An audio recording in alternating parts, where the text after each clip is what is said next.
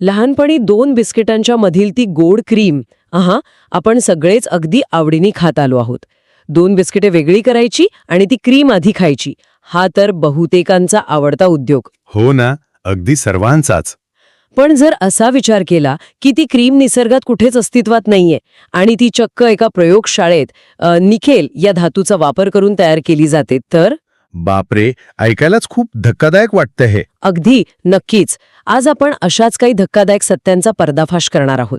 आजच्या आपल्या या सखोल चर्चेत म्हणजे या डीप डाईव्हमध्ये आपण the coronary guide to dietary fats and heart health या अतिशय माहितीपूर्ण स्रोतावर चर्चा करणार आहोत. हो, आणि हे खूप महत्वाचं आहे, कारण या माहितीतून आपल्या दररोजच्या आहारातील फॅट्सचे प्रकार आणि हृदयाच्या रक्तवाहिन्यांमध्ये नक्की काय घडतंय यामागचं खरं रसायन समोर येणार आहे. होय, आणि मला वाटतं आपण या विषयाच्या अगदी मुळापासून म्हणजे हृदयाच्या कामापासून सुरुवात करूया. आपण हृदयविकाराचा झटका किंवा हार्ट अटॅक हा शब्द सतत ऐकतो, पण वैद्यकीय दृष्टिकोनातून शरीराच्या आत नक्की काय बिघडतं तेव्हा आपण त्याला हार्ट अटॅक म्हणतो. आहा, सोप्या भाषेत सांगायचं तर आपले हृदय हा एक असा स्नायू आहे जो एका दिवसात साधारणपणे 1,00,000 वेळा धडधडतो. 1,00,000 वेळा? बापरे. हो, आणि तो जन्मापासून कधीही थांबत नाही. या सततच्या अविरत कामासाठी हृदयाला भरपूर ऊर्जेची आणि इंधनाची गरज असते. आणि हे इंधन म्हणजे रक्तातून मिळणारा ऑक्सिजन, बरोबर? अगदी बरोबर. हा ऑक्सिजन हृदयाच्या स्नायूंपर्यंत पोहोचवण्याचं काम एका अत्यंत महत्वाच्या रक्तवाहिनीमार्फत केलं जातं. तिला कोरोनरी आर्टरी असं म्हणतात. अच्छा, कोरोनरी आर्टरी. हो, जेव्हा या कोरोनरी आर्टरीमध्ये काही कारणाने अडथळा निर्माण होतो आणि रक्ताचा प्रवाह थांबतो, तेव्हा हृदयाच्या स्नायूंना ऑक्सिजन मिळणं बंद होतं. म्हणजे इंजिनचं इंधनच संपल्यासारखं. अगदी तसंच. आणि ऑक्सिजन शिवाय हे स्नायू काही मिनिटांतच निकामी होऊ लागतात किंवा मृत होऊ लागतात. या गंभीर स्थितीलाच आपण हृदयविकाराचा झटका असं म्हणतो. म्हणजे हे एखाद्या मुख्य पाण्याच्या पंपाला पुरवठा करणाऱ्या पाईपमध्ये गाळ साचण्यासारखं आहे ना. जर त्या पाईपमध्ये आतून खूप गाळ साचला तर पाण्याचा प्रवाह हळूहळू कमी होईल आणि शेवटी पूर्णपणे अडेल. हे चित्र समजायला नक्कीच सोपं आहे, पण कोरोनरी आर्टरीमध्ये जे घडतं ते या पाईपमधील गाळापेक्षाही जास्त लबाड आणि गुंतागुंतीचं आहे. गुंतागुंतीचं म्हणजे नक्की कसं? फॅट्स किंवा कोलेस्टेरॉल रक्तवाहिनीच्या आत नुसते पाण्यासारखे किंवा गाळासारखे तरंगत नाहीत किंवा ते नुसते पृष्ठभागावर साचून राहत नाहीत. बरं. ते रक्तवाहिनीच्या अत्यंत नाजूक अशा आतील भिंतीच्या चक्क आत शिरतात. आतील भिंतीच्या आत? म्हणजे ते पृष्ठभागावर नसतातच? नाही, हे अगदी मोबाईलच्या स्क्रीन आणि वर लावलेल्या स्क्रीन प्रोटेक्टरच्या मध्ये धूळ जाण्यासारखं आहे. अरेच्छा, हे रूपक खूपच अचूक आहे. म्हणजे ती धूळ आतून अडकते. हो, एकदा का फॅटचे कण त्या आतील अस्तराच्या, ज्याला एंडोथेलियम म्हणतात, त्याच्या खाली जमा झाले की तिथे ते अडकून पडतात. शरीर याला एक प्रकारचा हल्ला समजतं. आणि मग शरीर काय करतं? काहीतरी प्रतिक्रिया देत असेल ना? नक्कीच. शरीर तिथे पांढऱ्या रक्तपेशी पाठवतं. त्या पेशी त्या फॅटला नष्ट करण्याचा प्रयत्न करतात, पण त्यातच त्या तिथे अडकतात आणि तिथे एक प्रकारची सूज निर्माण होते. म्हणजे ती सूज आतून बाहेरच्या बाजूला वाढू लागते. अगदी बरोबर. आणि हळूहळू रक्ताचा मार्ग अरुंद करते. यालाच आपण ब्लॉकेज किंवा प्लॉक असं म्हणतो. हे खरोखरच नवं आणि महत्वाचं आहे. म्हणजे तो अडथळा बाहेरून साचलेला नसून ती रक्तवाहिनीची आतून आलेली सूज असते. पण मग इथेच मूळ प्रश्न उभा राहतो. कोणता? हे फॅट्स मुळात तिथे अडकतातच का? आपण सर्वच जण आहारातून फॅट्स खातो. स्निग्ध पदार्थ हे तर जगण्याचा अविभाज्य भाग आहेत. हो, ते तर आहेच. मग सर्वच फॅट्स वाईट असतात की यात काही विशिष्ट प्रकार आहेत जे या सुजेला विशेषतः कारणीभूत ठरतात? सर्व फॅट्स अजिबात वाईट नसतात. शरीराच्या अनेक कार्यांसाठी फॅट्स आवश्यक असतात. पण फॅट्सचा एक प्रकार असा आहे जो हृदयासाठी सर्वात मोठा खलनायक ठरला आहे. अच्छा, आणि तो कोणता? स्रोतानुसार तो प्रकार म्हणजे ट्रान्सफॅट. आणि सर्वात चिंतेची बाब म्हणजे हे ट्रान्सफॅट निसर्गात किंवा आपल्या पारंपरिक अन्नात नैसर्गिकरित्या आढळत नाही. निसर्गात आढळत नाही? मग ते येतो कुठून? मगाशी आपण बिस्किटांच्या क्रीमचा उल्लेख केला, जिचा जन्म प्रयोगशाळेत झालाय. होय, ट्रान्सफॅट हे पूर्णपणे कृत्रिमरित्या एका विशिष्ट केमिकल प्रोसेसमधून तयार केलं जातं. या प्रक्रियेला विज्ञानाच्या भाषेत काय म्हणतात? त्याला हायड्रोजिनेशन म्हणतात. हायड्रोजिनेशन. बरं, याची सुरुवात कशी झाली? 20व्या शतकाच्या सुरुवातीला अन्न उद्योगासमोर एक मोठी अडचण होती. लोणी किंवा प्राण्यांपासून मिळणारे फॅट्स खूप महाग होते आणि ते लवकर खराब व्हायचे. आणि त्यांना साहजिकच काहीतरी स्वस्त पर्याय हवा असेल. हो, त्यांना असे एक स्वस्त पर्याय हवा होता जो लोण्यासारखा घट्ट असेल, ज्यामुळे बेकरीचे पदार्थ कुरकुरीत राहतील आणि त्यांचं शेल्फ लाईफ म्हणजे आयुष्य वाढेल. अच्छा. त्यांच्याकडे भरपूर आणि स्वस्त असं वनस्पती तेल उपलब्ध होतं. पण अडचण अशी होती की वनस्पती तेल हे द्रव स्वरूपात असतं. आणि त्यांना ते घट्ट स्वरूपात हवं होतं. बरोबर. मग त्यांनी या द्रव वनस्पती तेलावर हायड्रोजन वायूची प्रक्रिया करण्यास सुरुवात केली. पण हायड्रोजन वायू तेलात नुसता सोडला तर काहीच होत नाही. म्हणजे त्याला काहीतरी जोड द्यावी लागते. हो, ही रासायनिक प्रक्रिया घडवून आणण्यासाठी एका कॅटलिस्टची म्हणजे उत्प्रेरकाची गरज असते आणि तो उत्प्रेरक म्हणून त्यांनी निकेल या धातूचा वापर केला. निकेल म्हणजे चक्क एक धातू? हो, उच्च तापमानाला निकेलच्या उपस्थितीत हायड्रोजन वायू वनस्पती तेलातून प्रवाहित केला जातो. निकेलमुळे हायड्रोजनचे अणू तेलाच्या रेणूंमध्ये जबरदस्तीने घुसतात. बापरे. आणि त्या द्रवतेलाचं रूपांतर एका घट्ट घन पदार्थात होतं. यातूनच हे कृत्रिम ट्रान्सफॅट तयार होतं. एक मिनिट, मी विचार करत होते की आपण चक्क इतरा धातूचा उत्प्रेरक म्हणून वापर करून आपल्या अन्नाची मूळ रासायनिक रचनाच बदलतोय. हे ऐकायला एखाद्या सायन्स फिक्शन चित्रपटासारखं वाटतंय. हो, पण हे दुर्दैवाने सत्य आहे. सामान्य माणसाला ह्या हायड्रोजनेशन प्रक्रियेतून बनलेलं फॅट ओळखायचं कसं? ते दिसायला कसं असतं? याची सर्वात मोठी ओळख म्हणजे हे ट्रान्स फॅट सामान्य तापमानाला म्हणजे रूम टेम्परेचरला कधीच वितळत नाही. ते नेहमी घट्ट स्वरूपातच राहतं. म्हणजे सामान्य तेल कसं खोलीच्या तापमानाला द्रव असतं तसं हे नसतं. अगदी बरोबर. पूर्वी घरोघरी जो डालडा किंवा वनस्पती तूप वापरलं जायचं तो ट्रान्स फॅटचाच एक प्रकार आहे. अच्छा. आणि रस्त्यावरच्या गाड्यांवर जे बटर असतं ते? हो, व्यावसायिक बटर जे पावभाजीच्या गाड्यांवर दिसतं आणि गरम तव्यावरही लगेच वितळत नाही, ते बहुतांश वेळा ट्रान्स फॅट असतं. आणि बेकरीचे पदार्थ? मगाशी आपण बिस्किटांमधील ती क्रीम म्हणालो. ती तर याचं मुख्य उदाहरण आहे.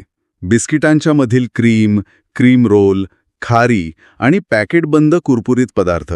म्हणजे हे सगळं ट्रान्स फॅटच आहे तर? हो, या सर्वांमध्ये ट्रान्स फॅट वापरलं जातं.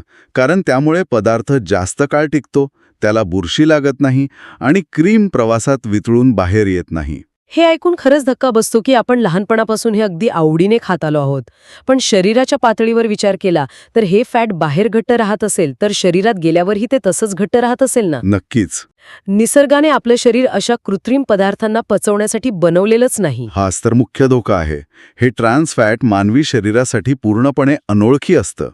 आपलं शरीर याला नैसर्गिकरित्या विघटित करू शकत नाही. म्हणजे ते शरीरात साचून राहतं. हो, त्यामुळे हे फॅट थेट रक्तातील वाईट कोलेस्टेरॉल वाढवतं आणि चांगलं कोलेस्टेरॉल कमी करतं. आणि मगाशी आपण पाहिलेल्या कोरोनरी आर्टरीच्या आतील भिंतीखाली जाऊन जमा होण्यात हे सर्वात पुढे असतं. स्रोतामध्ये या धोक्यावर काही उपाय किंवा निर्बंध असल्याचं नमूद केलं आहे का? कारण जर हे इतकं जीवघेणं आहे आणि थेट हार्ट अटॅकला कारणीभूत ठरतंय तर याचा वापर सर्रास कसा होऊ शकतो? सुदैवाने या भीषण धोक्याची वैज्ञानिक जाणीव झाल्यावर अमेरिकेत अन्न आणि औषध प्रशासनाने या कृत्रिम ट्रान्स फॅट्सच्या वापरावर पूर्णपणे बंदी घातली आहे. म्हणजे तिथे कायद्याने हे अन्नात मिसळण्यास मनाई आहे? होय, आणि भारतातही आता याविषयी जागरूकता वाढत आहे आणि यावर कडक निर्बंधही येत आहेत. अन्नातील ट्रान्स फॅटची पातळी शून्यावर आणण्याचं जागतिक आरोग्य संघटनेचं उद्दिष्ट आहे. ही खूप महत्वाची आणि आशादायक गोष्ट आहे. पण ट्रान्स फॅटच्या या गडद अंधारानंतर आपण आता नैसर्गिक फॅट्सकडे वळूया. नक्कीच. जर हे ट्रान्स फॅट टाळायचंच असेल तर मग हृदयासाठी सुरक्षित फॅट कोणतं? इथे आपण अनेकदा सॅच्युरेटेड आणि अनसॅच्युरेटेड असे 2 शब्द ऐकतो. या दोघांमधला नेमका फरक काय आहे? इथे आपल्याला फॅटच्या रसायनशास्त्रात म्हणजे कार्बन आणि त्याच्या बॉन्ड्सच्या जगात जावं लागतं. बॉन्ड्स म्हणजे रासायनिक द्वंद्व. हो, प्रत्येक फॅटचा रेणू हा कार्बनच्या अणूंच्या एका लांबलचक साखळीने बनलेला असतो. हे कार्बनचे अणू एकमेकांना कसे जोडलेले आहेत यावर तो फॅटचा प्रकार ठरतो. अच्छा, म्हणजे त्या साखळीवर सगळं अवलंबून असतं. हो, जेव्हा या कार्बनच्या अणूंमध्ये केवळ सिंगल बॉन्ड असतो म्हणजे सगळे अणू एकेरी बंधाने एकमेकांना सरळ जोडलेले असतात तेव्हा त्याला सॅच्युरेटेड फॅट म्हणतात. सिंगल बॉन्ड म्हणजे सॅच्युरेटेड फॅट. लक्षात ठेवायला सोपं आहे. आणि दुसरीकडे जेव्हा या कार्बनच्या साखळीमध्ये कुठेतरी डबल बॉन्ड म्हणजे दुहेरी बंध असतो तेव्हा त्याला अनसॅच्युरेटेड फॅट म्हणतात. बरं, हृदयाच्या आरोग्यासाठी या दोघांपैकी अनसॅच्युरेटेड फॅट्स हे अत्यंत चांगले मानले जातात. पण हे रसायनशास्त्र हृदयाच्या आरोग्याशी कसं जोडलं जातं? एका सिंगल किंवा डबल बॉन्डमुळे असा काय मोठा फरक पडतो? खूप मोठा फरक पडतो. आणि तो फरक पूर्णपणे त्यांच्या भौतिक आकाराचा असतो. ज्या फॅट्समध्ये फक्त सिंगल बॉन्ड असतात, म्हणजे सॅच्युरेटेड फॅट्स, त्यांच्या कार्बनच्या साखळ्या अगदी सरळ असतात. सरळ साखळ्या म्हणजे त्यांच्यात काही वाक किंवा बेंड नसतो. अगदी बरोबर. त्यामुळे ते रेणू एकमेकांच्या अगदी जवळ घट्ट रचले जाऊ शकतात. म्हणजे एखाद्या बांधकामाच्या ठिकाणी एकावर एक सरळ रचलेल्या विटांसारखे. त्या विटा अगदी घट्ट बसतात, त्यांच्यात काहीच जागा नसते. तसंच. आणि या घट्ट रचनेमुळेच सॅच्युरेटेड फॅट्स जसे की साजूक तूप, नारळाचं तेल किंवा प्राण्यांची चरबी हे सामान्य तापमानाला घट्ट किंवा घन स्वरूपात असतात. अच्छा, हे आता मला उलगडत चाललंय. याउलट अनसॅच्युरेटेड फॅट्समध्ये जिथे डबल बॉन्ड असतो, तिथे त्या कार्बनच्या साखळीत अक्षरशः एक बेंड किंवा बाक तयार होतो. याला वैज्ञानिक भाषेत किंक म्हणतात. किंक म्हणजे तो डबल बॉन्ड त्या सरळ साखळीला थोडं वाकवतो. होय. आणि या वाकड्या आकारामुळे हे रेणू एकमेकांवर घट्ट रचले जाऊ शकत नाहीत. ते एकमेकांपासून थोडे दूर राहतात. मला आता हे चित्र अगदी स्पष्ट दिसतं. जर सॅच्युरेटेड फॅट्स हे सरळ रेषेत रचलेल्या विटांसारखे असतील, तर अनसॅच्युरेटेड फॅट्स हे वेड्यावाकड्या फांद्यांसारखे आहेत. अगदी योग्य रूपक आहे हे. आपण फांद्या एकावर एक घट्ट रचू शकत नाही. त्यांच्यात हवा खेळती राहण्यासाठी जागा उरतेच. आणि म्हणूनच ते एकमेकात न अडकता सामान्य तापमानालाही द्रवस्थितीत म्हणजे लिक्विड स्वरूपात राहतात. आणि शरीराच्या आत गेल्यावरही ते द्रव स्थितीतच राहतात. ते रक्तवाहिनीच्या आतील भिंतींमध्ये सहजपणे अडकत नाहीत. म्हणजे ते कोरोनरी आर्टरीसाठी जास्त सुरक्षित आहेत. हो. शिवाय त्यांच्या या लवचिक आकारामुळे ते शरीरातील पेशींची आवरणे लवचिक ठेवण्यास मदत करतात. त्यामुळे रक्ताचा प्रवाह सुरळीत चालू राहतो आणि कोरोनरी आर्टरी स्वच्छ राहते. हे विज्ञान खरंच खूप रंजक आहे. पण बाजारात गेल्यावर हा फरक कसा ओळखायचा? मी कालच घरातल्या स्वयंपाकाच्या तेलाच्या पाकिटावर न्यूट्रिशनल इन्फॉर्मेशन वाचत होते. तिथे मला मुफा आणि पुफा असे 2 शब्द प्रामुख्याने दिसले. या डबल बॉन्डच्या विज्ञानाशी याचा काही संबंध आहे का? कारण मला वाटतं मोनो म्हणजे एक, याचा अर्थ मुफा म्हणजे ज्या साखळीत फक्त एकच तो लवचिक डबल बॉन्ड किंवा किंक असतो. बरोबर? अगदी अचूक ओळखलत. मुफा म्हणजे मोनो अनसॅच्युरेटेड फॅटी ॲसिड्स. नावाप्रमाणेच यात एक डबल बॉन्ड असतो. आणि हे कोणत्या तेलात मिळतं? ऑलिव्ह ऑइल, शिंगदाणा तेल किंवा मोहरीचे तेल यात मुफाचे प्रमाण जास्त असते. हे हृदयासाठी खूप सुरक्षित आणि चांगले फॅट मानले जाते. म्हणजे ते कोलेस्ट्रॉलसाठी चांगलं असतं. हो, कारण ते वाईट कोलेस्ट्रॉल कमी करण्यास मदत करतं आणि चांगलं कोलेस्ट्रॉल टिकून ठेवतं. आणि मग पुफा म्हणजे काय? पॉली म्हणजे अनेक. याचा अर्थ याच्या कार्बन साखळीत एकापेक्षा जास्त डबल बॉन्ड्स किंवा बँड्स असावेत. होय. पुफा म्हणजे पॉली अनसॅच्युरेटेड फॅटी ॲसिड्स. यात एकापेक्षा जास्त बँड्स असल्यामुळे ते अधिक लवचिक असतात. याची उदाहरणं कोणती? सूर्यफूल तेल, करडईचे तेल आणि विशेषतः मासे आणि अक्रोडमधून मिळणारे ओमेगा 3 आणि ओमेगा 6 फॅटी ॲसिड्स हे पुफाचे उत्तम प्रकार आहेत. ओमेगा 3 तर खूप प्रसिद्ध आहे हृदयासाठी. हो, कारण आपलं शरीर हे फॅटी ॲसिड स्वतः तयार करू शकत नाही, त्यामुळे ते आपल्याला आहारातूनच घ्यावे लागतात.